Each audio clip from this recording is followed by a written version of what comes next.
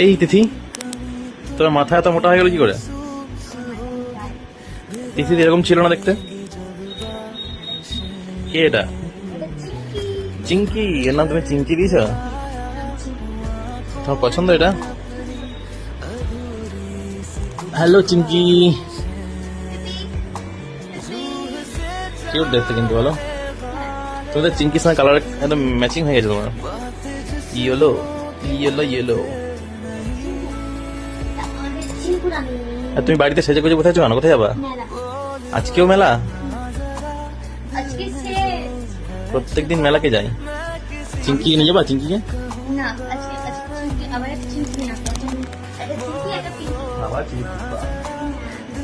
মেলা থেকে সবগুলোই বিক্রি করেছিলাম।